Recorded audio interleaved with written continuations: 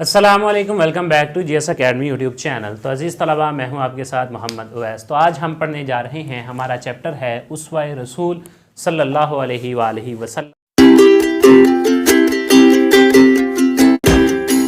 हमारी ज़िंदगी। इसमें हम नबी अलैहिस्सलाम के ज़ौक़ इबादत के बारे में जानेंगे। तो ये बाब नंबर है सौम हमारे पास। तो इस चैप्टर में हम जानेंगे कि हम इसमें क्या क्या पढ़ेंगे। तो ये दूसरा पॉइंट है, दूसरा इसका जुज़ है हमारे पास ये। तो हम जानेंगे सबसे पहले कि इस चैप्टर में हमने क्या पढ़ना है। तो सबसे पहले है हमारे पास फर्स्ट पॉइंट है, इसमें नबी अलैहिस्सलाम का ज़ौक़ इबादत है। तो नबी अलैहिस्सलाम के ज़ौक़ इबादत के बारे में जानेंगे, आपको इबादत का ज़ौक़ कैसा था और कितना था। और सेकंड नंबर पे हमारे पास आ जाएगा कि नबी अलैहिस्सलाम की इबादत के वाक़यात। तो नबी अलैहिस्सलाम की इबादत के चंद एक वाक़यात हम जानेंगे इस चैप्टर में कि आप अलैहिस्सलाम के इबादत के वाक़यात क्या थे, यानी कि मामूलात कैसे थे। तो थर्ड नंबर पे हमारे पास आ जाएगा नबी अलैहिस्सलाम का इबादत में खुशू व खुज़ू। तो अज़ीज़ तलबा, ये हैं हमारे पास तीन पॉइंट के, सबसे पहले ज़ौक़ इबादत, फिर इबादत के वाक़यात और फिर खुशू व खुज़ू इबादत में। आगे फोर्थ नंबर पे आ जाएगा एतदाल और मियाना रवी आ जाएगा, इबादत में एतदाल और मियाना रवी। नबी अलैहिस्सलाम के इबादत में एतदाल और मियाना रवी। अगर फिफ्थ नंबर पे आ जाएं तो नबी अलैहिस्सलाम का अल्लाह रब्बुल इज़्ज़त के साथ कुर्ब हासिल करने से खुशू व खुज़ू। ठीक है, तो अल्लाह का कुर्ब और खुशू व खुज़ू आ जाएगा।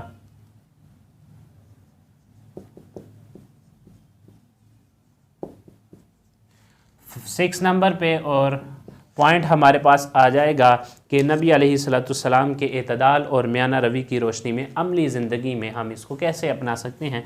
तो अज़ीज़ तलबा, जैसा कि हमारी जो किताब है उसमें लास्ट पॉइंट यही होता है कि हम नबी अलैहिस्सलाम की ज़िंदगी से अपनी रहनुमाई कैसे ले सकते हैं, अपने लिए रहनुमाई कैसे ले सकते हैं अमली ज़िंदगी में। ठीक है, क़याम कर लें आप। तो ये हमारे पास 6 पॉइंट हैं जो हमने इस चैप्टर में पढ़ने हैं। और लास्ट पे अगर हम ले लें 7 नंबर पर, तो ये हमारे पास एक्सरसाइज आ जाएगी। अब इस पॉइंट की तरफ चलते हैं। सबसे पहले ज़ौक़ इबादत है। ज़ौक़ इबादत से पहले नबी अलैहिस्सलाम के बारे में चंद एक चीज़ें बयान की गई हैं। वो कहते हैं कि नबी अकरम सल्लल्लाहु अलैहि वसल्लम ऐलान नबूवत से पहले भी बेहद इबादत फरमाते थे और इबादत में यकसोई के लिए गारे हिरा तशरीफ़ ले जाया करते थे। ठीक है, तो गारे हिरा तशरीफ़ ले जाते इबादत के लिए, इबादत में यकसोई के लिए, यकसोई के लिए गारे हिरा तशरीफ़ ले जाते। ये हमारे पास फर्स्ट पॉइंट है। आगे आ जाएं तो इसी गार में इबादत के दौरान जिब्रील अमीन भी वही लेकर उतरे। तो वही लेकर उतरे जिब्रील अमीन, गारे हिरा में वही आई। ठीक है, वही अल्लाह की तरफ से एक पैगाम होता है जो नबी के कल्ब पर उतरता है और नबी उसको उम्मत को तालीम देता है, तो उसे वही कहा जाता है। कुरान भी वही इलाही है, अल्लाह का कलाम है। तो नबी अलैहिस्सलाम पर जिब्रील अमीन के ज़रिए भी कुरान मजीद उतरा, तो वो भी वही है। तो इसी तरह आप सल्लल्लाहु अलैहि वसल्लम की मुबारक ज़िंदगी का एक एक लम्हा इबादत में गुज़रता था और अल्लाह की याद में गुज़रता था। तो ये हमें बता रहे हैं नबी अलैहिस्सलाम के ज़ौक़ इबादत के बारे में। वो कह रहे हैं आप हर वक्त अल्लाह के ज़िक्र में मशगूल रहते थे, नमाज़ों का ख़ास एहतमाम फरमाते, कुरान मजीद की तिलावत फरमाते, आप फ़र्ज़ नमाज़ों के साथ नफली नमाज़ों का भी एहतमाम फरमाते। तो ये नबी अलैहिस्सलाम के ज़ौक़ इबादत के बारे में है। अब आ जाएँ हेडिंग की तरफ, जो हमारे पास बुक में हेडिंग दी गई है ज़ौक़ इबादत की। और اس میں نبی علیہ الصلوۃ والسلام کی عبادات کے واقعات بھی ہمیں مل جائیں گے۔ وہ کہتے ہیں نماز اور کثرت کے عبادت کی وجہ سے رسول اللہ کے پاؤں مبارک ورم ہو جاتے، یعنی کہ سوج جاتے۔ آگے ہیں کہ آپ صلی اللہ علیہ وسلم سے عرض کیا گیا یا رسول اللہ آپ اتنی تکلیف کیوں برداشت کرتے ہیں، حالانکہ آپ صلی اللہ علیہ وسلم گناہوں سے پاک ہیں۔ آپ نے فرمایا کیا میں اللہ رب العزت کا شکر گزار بندہ نہ بنوں؟ تو یہ نبی علیہ الصلوۃ والسلام ذوق عبادت کے بارے میں فرما رہے ہیں، کیا میں اللہ رب العزت کا شکر گزار بندہ نہ بنوں؟ نماز تمام عبادات میں افضل اور اشرف عبادت ہے۔ نبی علیہ الصلوۃ والسلام کو نماز سے اس قدر محبت تھی کہ آپ نے نمازوں کو اپنی آنکھوں کی ٹھنڈک کہا۔ تو یہ بہت امپورٹنٹ MCQs ہے ہمارے لیے کہ نبی علیہ الصلوۃ والسلام نے آنکھوں کی ٹھنڈک نماز کو کہا۔ نبی اکرم صلی اللہ علیہ وسلم کو جو خوشی اور مسرت اور ذوق نماز میں میسر حاصل ہوتا تھا اور کسی عبادت میں حاصل نہیں ہوتا تھا، یہ وہ اپنی طرف سے لکھ رہے ہیں کہ آپ صلی اللہ علیہ وسلم کو نماز میں جو شوق حاصل ہوتا، یہ تشریح کر رہے ہیں، وہ کسی اور عبادت میں نہیں ہوتا تھا۔ سیدہ عائشہ رضی اللہ عنہا کی روایت ہے رسول اللہ صلی اللہ علیہ وسلم کی رات کی عبادات کے بارے میں۔ اب یہ عبادات کے واقعات ہیں، پہلے ہم نے پڑھا وہ نبی علیہ الصلوۃ والسلام کے پاؤں مبارک ورم ہونے کا۔ اب ایک اور واقعہ ہے کہ رسول اللہ صلی اللہ علیہ وسلم رات کے ابتدائی حصے میں سو جاتے۔ یہ بھی MCQs ہے، بہت امپورٹنٹ ہے، آپ نوٹ کر لیجئے گا کہ نبی علیہ الصلوۃ والسلام رات کے کس حصے میں سوتے تھے، کیا آرام فرما ہوتے تھے، پھر اٹھ کر قیام کرتے اور سحری کرتے اور سحری کے قریب وتر پڑھتے، ٹھیک ہے، سحری کے قریب وتر پڑھتے اور پھر اپنے بستر پر تشریف لے جاتے، اور پھر جب اذان فجر ہوتی تو فجر سنتے تو تیزی سے اٹھتے، جب فجر کی اذان ہو جاتی تیزی سے اٹھتے اور مسجد کی طرف چلے جاتے۔ تو نبی علیہ الصلوۃ والسلام کا حجرہ مبارک مسجد کے بالکل قریب تھا، اسی لیے آپ فوراً چلے جاتے۔ تو یہ ہمارے پاس عزیز طلبہ عبادات کے واقعات ہیں۔ اب آ جائیں میانہ روی اور اعتدال۔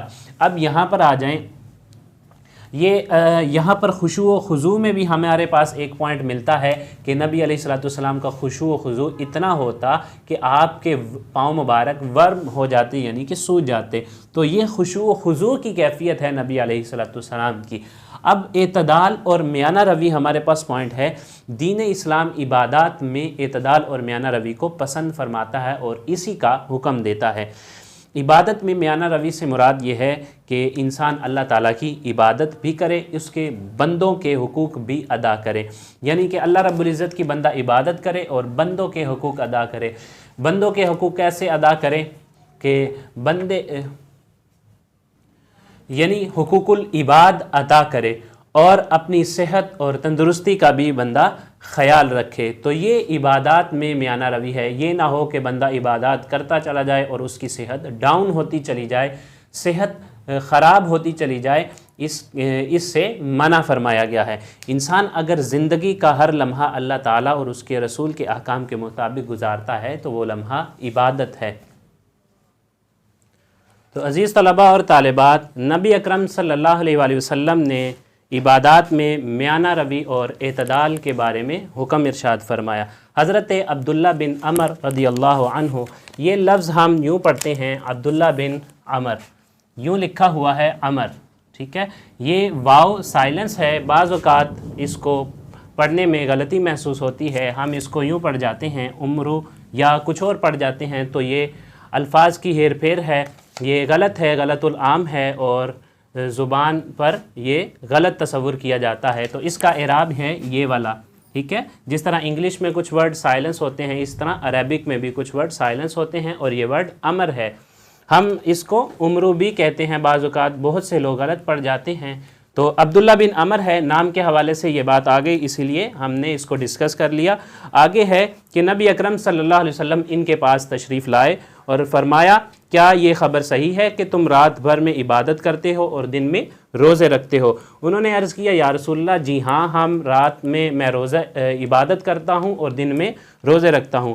آپ نے فرمایا کہ ایسا نہ کرو، عبادت بھی کرو اور آرام بھی کرو، یعنی نبی علیہ الصلوۃ والسلام اعتدال اور میانہ روی کا درس دے رہے ہیں، جس پوائنٹ پہ ہم بات کر رہے ہیں۔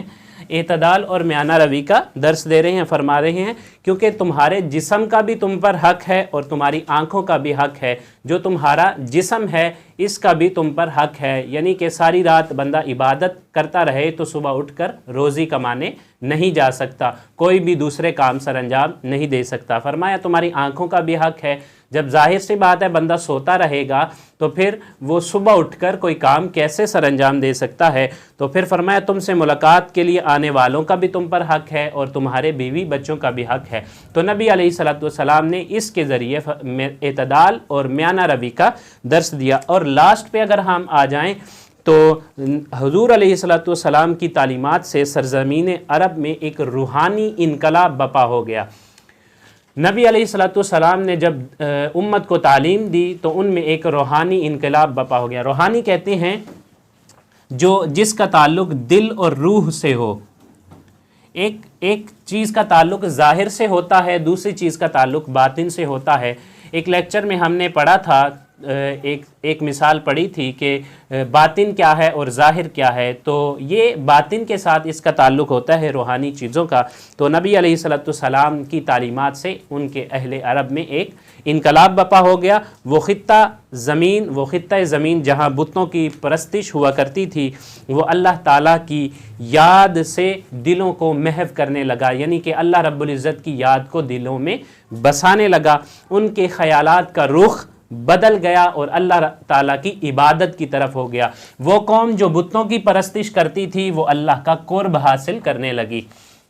تو اس کے بعد یہ ہمیں درس دے رہے ہیں کہ عملی زندگی میں ہمیں کیا اپنانا چاہیے۔ تو یہ لاسٹ لائن پہ ہمیں بتا رہے ہیں کہ ہمیں چاہیے کہ ہم نبی اکرم صلی اللہ علیہ وآلہ وسلم کہ ذوق عبادت اور خشوع و خضوع، یہ جو ہم نے اوپر مثالیں 2-3 پڑھی اس کے بارے میں کہہ رہے ہیں کہ ان سے رہنمائی حاصل کرتے ہوئے اپنے دلوں کو اللہ تعالیٰ کی یاد سے منور کر لیں، یعنی کہ نورانیت حاصل کر لیں اور اپنی راتوں کو اللہ تعالیٰ کے ذکر سے یاد کریں۔ تو عزیز طلبہ، یہ ہمارا چیپٹر یہاں تک اختتام ہوا۔ آگے چلتے ہیں ایکسرسائز کی طرف۔ تو ایکسرسائز میں سب سے پہلا پوائنٹ ہے کہ رسول اللہ نے عبادت میں میانہ روی کا حکم دیا۔ ابھی ہم نے پڑھا عبداللہ بن عمر کو، ٹھیک ہے؟ تو یہ ان صحابی کو نبی علیہ السلام نے عبادات میں میانہ روی کا حکم دیا۔ یہ فرسٹ ایم سی کیوز ہے ہمارے پاس، اور سیکنڈ نمبر پہ ہمارے پاس جو ایم سی کیوز ہے وہ ہے کہ جب نبی اکرم صلی اللہ علیہ وسلم کے پاؤں مبارک میں عبادت کے دوران ورم آ گئے تو آپ صلی اللہ علیہ وسلم نے کیا فرمایا؟ آپ نے فرمایا کیا میں اللہ کا شکر گزار نہ بنوں، کیا میں شکر گزار بندہ نہ بنوں؟ تو یہ نبی علیہ السلام نے ارشاد فرمایا۔ تو حضور علیہ السلام کے کلمات یہ تھے۔ اگر نیکسٹ پہ آ جائیں، تھرڈ نمبر پہ، نبی علیہ السلام نے نماز کو قرار دیا آنکھوں کی ٹھنڈک۔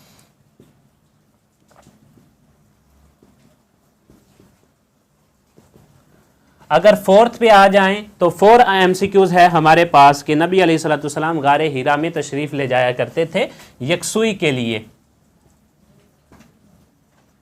اگر 5th اور لاسٹ ایم سی کیوز کی طرف آ جائیں تو حدیث کے مطابق نبی علیہ السلام رات کے کس حصے میں قیام فرماتے تھے؟ یہ ابھی ہم نے پڑھا کہ ابتدائی حصے میں۔ تو یہ ہم نے ایم سی کیوز پڑھے اور ہم نے ریڈنگ بھی کی، ہم نے یہ چیزیں پڑھ بھی لی اور ایم سی کیوز میں دوبارہ آ گئیں۔ اب چلتے ہیں مختصر جوابات کی طرف، جو کہ ہمارا کوسچن نمبر 2 ہے۔ سب سے پہلا کوسچن ہے اعلان نبوت سے پہلے نبی علیہ السلام کی عبادت گزاری کا کیا عالم تھا؟ تو یہ یہاں پر آپ دیکھ سکتے ہیں، میں نے یہ کوسچن کا آنسر لگایا ہوا ہے، آپ یہاں سے دیکھ سکتے ہیں۔ تو یہ اس کا آنسر ہوگا، یعنی کہ پہلی 3 لائنیں اس کا یہ آنسر آپ لگا سکتے ہیں۔ شارٹ کوسچن ہے۔ اگر دوسرے کوسچن پر آ جائیں، نبی علیہ السلام عبادت کا کس قدر اہتمام فرماتے، ایک مثال دیں۔ تو یہ حضرت عائشہ صدیقہ والی روایت ہے کہ آخری عشرے میں نبی علیہ السلام کیا کرتے؟ رمضان المبارک کا عشرہ آتا تو حضور علیہ السلام عبادت کے لیے خود بھی کمر بستہ ہوتے اور اپنے گھر والوں کو بھی عبادت کا حکم دیتے۔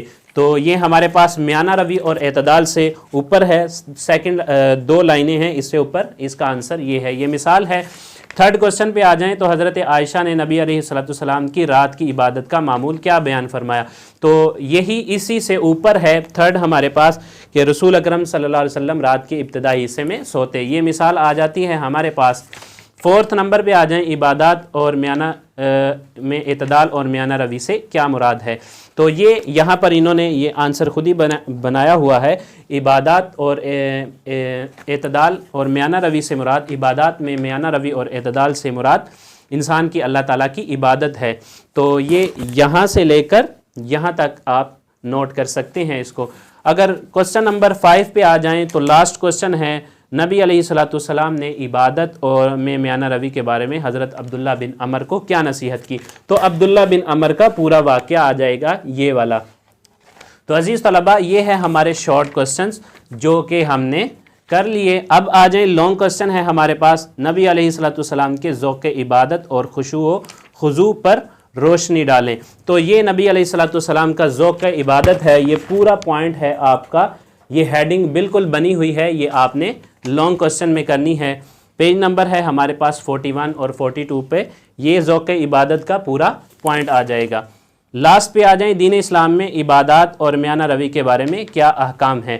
تو عبادات اور اعتدال میں میانہ روی کے بارے میں یہ پوائنٹ پورا دیا ہوا ہے، یہ ہمارے پاس آ جائے گا، لانگ کوسچن آ جائے گا۔ تو عزیز طلبہ یہ تھے ہمارے لانگ کوسچن اور شارٹ کوسچن اور چیپٹر، تو ممکن ہے کہ آپ کو سمجھ آ گئی ہوگی۔ تو اسی کے ساتھ ہی مجھے دیجیے گا اجازت، والسلام۔